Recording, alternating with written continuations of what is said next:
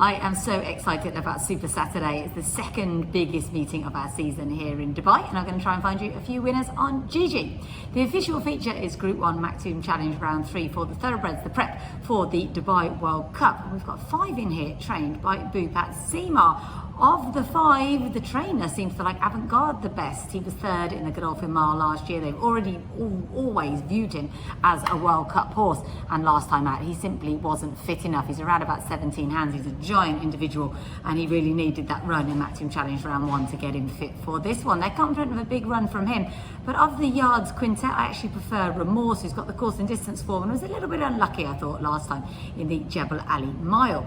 I've also been to see trainer Salim bin Gidea though, and he's won this race 3 times. He pitches in Hypothetical, who's probably got the best form here. He was 4th in the Dubai World Cup last year. He won the fire break over a mile very well last time out. They've always had the plan to try and win this race with him because he is an N-Tyre, he does need it for his CV. So he's the one for me. Concerned about the draw in 14, of course, but it's a very winnable race, and I think Hypothetical can do it.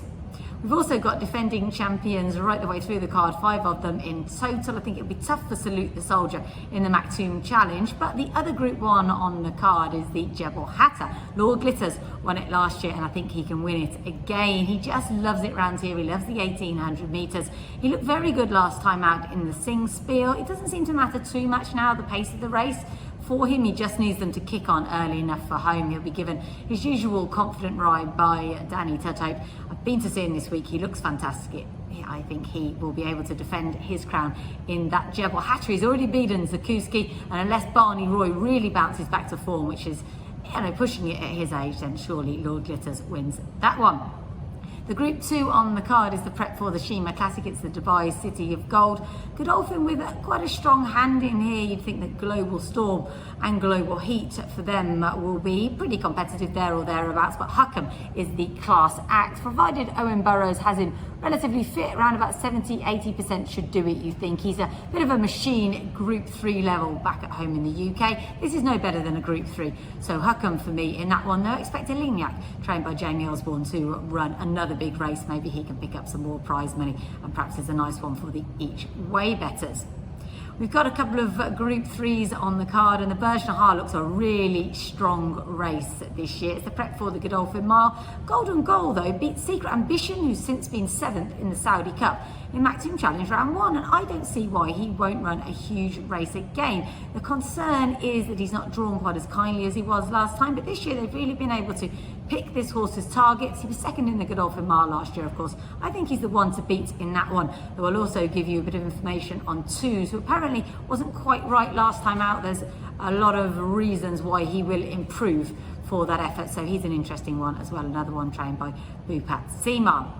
We've also got the prep for the Golden Shaheen, that is the Mahab Al Shimaal. It's the final race on the card. Another defending champion here in Canvas, who his first run of the season was pretty awful, but he improved bundles to finish a closing 2nd last time. He needs them to go fast. He's really a 7-furlong horse, and closing is his strength. But I think everything could just set up nicely for him in that one. He's certainly an interesting horse. Stablemate Altariq could just be the one to beat in that.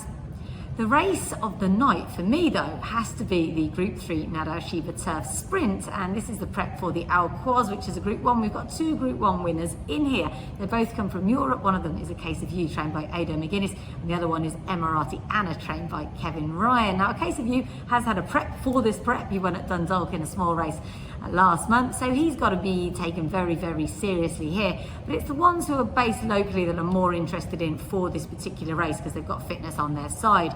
Man of Promise bombed out in this last year, but he was pretty impressive, I thought, last time over course and distance. They've kept him fresh for this assignment. I think he's a sprinter really going places. I like him, and I also really like Aklam Express, who ran a great race in this last year. He's never run a bad race in Dubai. Last time out, he again put in a fine effort in defeat.